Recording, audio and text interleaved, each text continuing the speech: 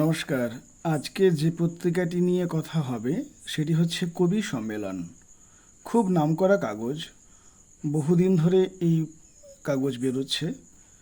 কবি সম্মেলন জুলাই 2026, এই হচ্ছে তার প্রচ্ছদ। কবি সম্মেলন মূলত কবিতার কাগজ।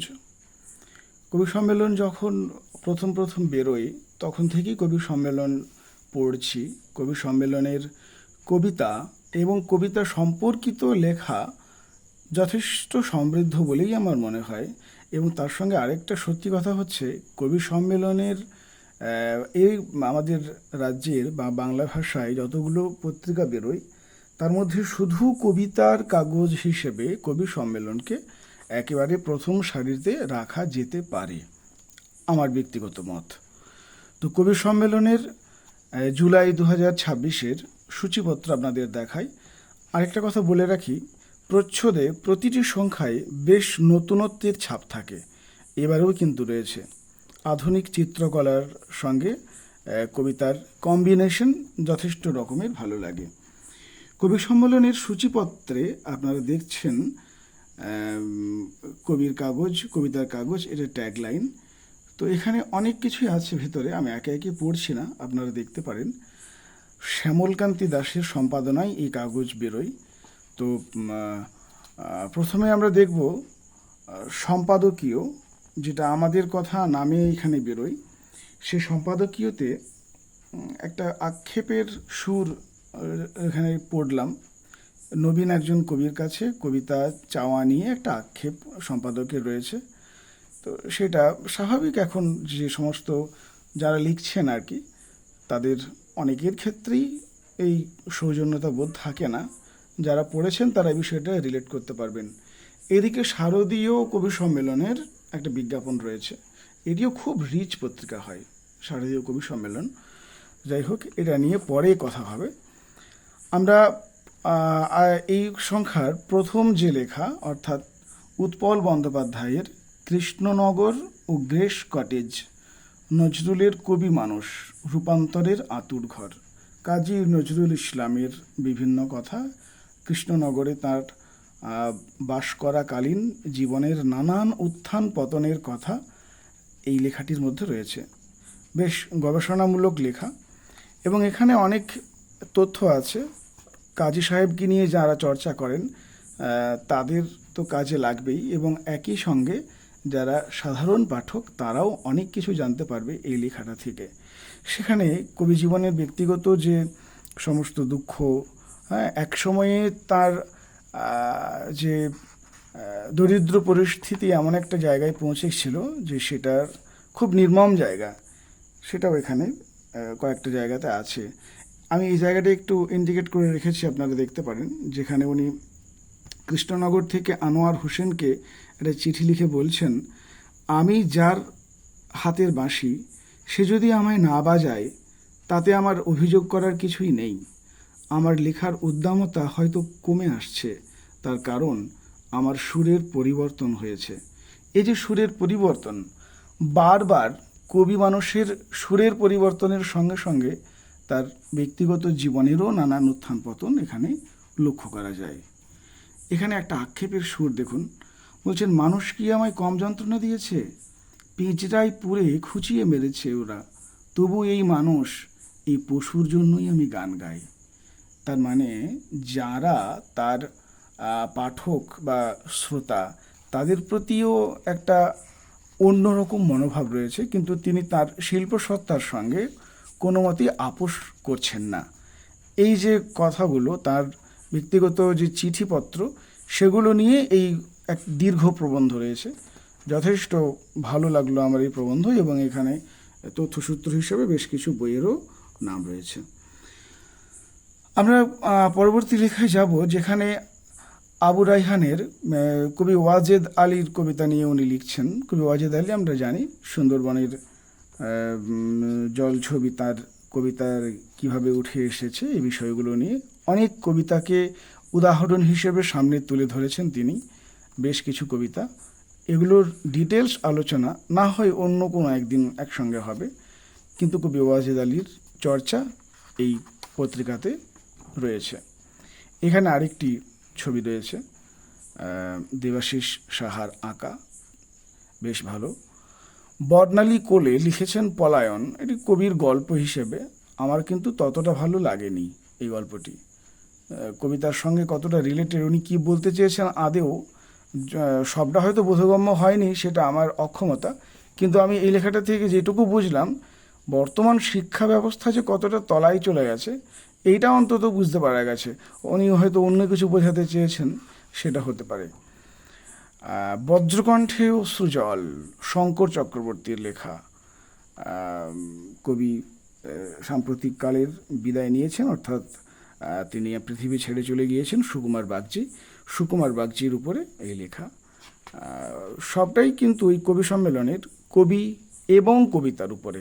ইদানিং কিছু কিছু লেখা এই পত্রিকায় ছাপা হচ্ছে, যেটার সঙ্গে একেবারে সরাসরি কবিতার সম্পর্ক হয়তো একটু ক্ষীণ, তাহলেও যথেষ্ট রকমের পাতার সংখ্যা বাড়ানো হয়েছে, দাম বাড়ানো হয়েছে, পত্রিকার কবিতার উপরেই রয়েছে, এইটুকু বলা যেতে পারে। নীলাঞ্জন মুখোপাধ্যায়ের কাছে ডাকে ইশারায়, এই লেখাটি কিন্তু আমার এখনও পড়া হয়ে ওঠেনি। আচ্ছা, প্রতি সংখ্যায় একজন করে কবি জীবন থাকে। আমাদের কবি জন্মজার বিভাগের শিরোনাম থেকে পার্বতী রায়ের কথা এই কবিতা জীবনে রয়েছে। পার্বতীদিকে আমি ব্যক্তিগতভাবে চিনি, সে কারণে ওনার যে সমস্ত কথাগুলো এখানে রয়েছে অধিকাংশই আমার জানা। তিনি একজন যথেষ্ট নামকরা কবি, বাঁকুড়াতে তার বাড়ি, তো তাকে নিয়ে না হয় অন্য কোনো একদিন বলা যাবে। বহু অনুষ্ঠানে উনি উপস্থিত থাকেন, কথা হয়। তো কবি সম্মেলন যে কারণে, কবিতা আমি যখন কলেজে পড়ি তখন থেকেই কবি সম্মেলন পড়ার আমার অভ্যাস। তো সেখানে কি কবিতাগুলো পড়তে পড়তে আমারও নতুন নতুন অনেক চিন্তাভাবনা মাথায় এসেছে। এই সংখ্যায় যারা কবিতা লিখেছেন তাদের প্রত্যেকের কবিতা যথেষ্টই ভালো। সব কবিতা অবশ্যই ভালো লাগেনি, তবে এগুলো নিয়ে অন্য একটা দিন আলোচনা করা যাবে, যেখানে মৃণালকান্তি দাস, রবীন বসু, ধীমান ব্রহ্মচারী, সমাধি, ঋজুরেখ চক্রবর্তী খুব নামকরা কবি, এদের লেখা আমরা বিভিন্ন পত্রিকায় পড়ি, শুধু কবি সম্মেলন না। হ্যাঁ, রাহুল দাশগুপ্ত, উৎপল মান, বৃন্দাবন দাস, অনেক চেনা অনেক অচেনা নানান রকম কবি রয়েছেন। অনেকে লিটল ম্যাগাজিনে লিখেছেন, তারপরে যাদের প্রথম লেখা কবি সম্মেলনে প্রকাশ পাচ্ছে এমনও কিন্তু রয়েছে। আচ্ছা, এবারে বাংলা ভাষায় নয় এরকম কিছু কিছু কবির উল্লেখ এখানে থাকে, তাদের সম্বন্ধে লেখা থাকে। এখানে অঙ্কুর সাহার লেখা আছে ক্রান্তিকালের কবিতা। এখানে আমরা গুয়েতেমালার একজন কবি রয়েছেন, ওত্তো রেনে কাস্তিও, তার কবিতার জীবন, তার কবিতার ব্যাখ্যা এবং বিশ্লেষণ এই লেখাটির মধ্যে রয়েছে। কিছু কবিতাও রয়েছে, অনুবাদ করা কবিতা, তার বইয়ের প্রচ্ছদ রয়েছে। নির্মলেন্দু গুণের আত্মজৈবনিক কাব্যোপন্যাস নিয়ে লিখেছেন প্রণব চৌধুরী, কবির উপন্যাস। কবিতা জীবন, কবি লিখছেন কবির যে গদ্য, এটা নিয়ে বহু চর্চা হয়েছে বিভিন্ন জায়গায়, চর্চিত একটি বিষয়। তো যথেষ্ট রকমেরই একটা সমৃদ্ধ লেখা। সায়ন রায়ের কন্নড় কবি আরিফ রাজার কবিতা। আমরা ভারতীয় অন্যান্য ভাষার যে সমস্ত কবি রয়েছেন তাদের বাংলা অনুবাদ করা কবিতাও এই পত্রিকাতে থাকে। সেরকমই একজন কবি হচ্ছেন ইনি, এবং এনার বেশ কিছু অনুবাদ করা, মানে বাংলায় অনুবাদ করা কবিতা রয়েছে। সেগুলো সব কিছু পড়ে নেওয়ার পরে যদি কোনো গুরুত্বপূর্ণ কবিতা মনে হয় তখন সেটা নিয়ে আরও একটা পর্ব করা যাবে। এবারে কিছু কবিতার বইয়ের সমালোচনা রয়েছে এখানে, সেগুলো করেছেন সৈয়দ কৌশর জামাল, 3 নারী 3 কবি। এটা খুব ইন্টারেস্টিং, 3 জন নারীর কবিতা এখানে উনি ব্যাখ্যা করেছেন। ব্যাখ্যা বলতে বইয়ের একটা রিভিউ। প্রথম যে বই, সেই বইয়ের প্রচ্ছদও এখানে ছোট্ট করে দেওয়া আছে। এই সীতা জন্ম সাজ, মন্দিরা ঘোষের লেখা। আরেকটি বই হচ্ছে এখানে রয়েছে জোছনা রঙের পুরুষ, অন্তরা দাঁ, প্রতিভাস থেকে বেরিয়েছে এই কবিতার বই। আর আরেকটি কবিতার বই রয়েছে বিকল্প রাতের তারা, পৃথা চট্টোপাধ্যায়। এই 3টে কবিতার বইকে নিয়ে, অর্থাৎ বুঝতেই পারছেন 3জন মহিলা কবিকে হিডিংই বলে দিয়েছেন। তবে আমি জানি না কবিদের কীরকম মহিলা পুরুষ বলে ভাগ করে আলোচনা করা কতটা ন্যায়সঙ্গত বা যুক্তিসঙ্গত, কিন্তু এখানে হয়েছে। আচ্ছা, দীপেন মিত্র, তার লেখা 90-এর 2 স্বতন্ত্র স্বর, এটিও বুক রিভিউয়ের মতোই লেখা। এই যে বই রয়েছে, এই বই হচ্ছে যন্ত্রণা ট্যুরিস্ট, যশোধরা রায়চৌধুরী, অত্যন্ত জনপ্রিয় নাম। বার্নিক প্রকাশন থেকে বেরিয়েছে এই বই। এবং আরেকটি বইয়ের কথা উনি বলেছেন, এই মর্মে একটা সার্টিফিকেট লিখে দিন। এটি বইয়ের নাম, স্বরূপ চন্দ্রের লেখা। এটাও বার্নিক প্রকাশন থেকে বেরিয়েছে। এই দুটো বইকে নিয়ে এখানে আলোচনা রয়েছে। আচ্ছা, ধীমান চক্রবর্তীর একটি, এটাও বইয়েরই রিভিউ বলতে পারেন, 4 দিগন্তের আলো ছায়া। 4টি বইয়ের সমালোচনা এখানে রয়েছে একই রকমভাবে। এই যেমন ধরুন, এখানে হেমন্ত বিকেল ও পাইন গাছ, শ্রুতকীর্তি দত্ত, বান্ধবনগরের কবিতা, এই একটি কবিতার বইয়ের রিভিউ রয়েছে।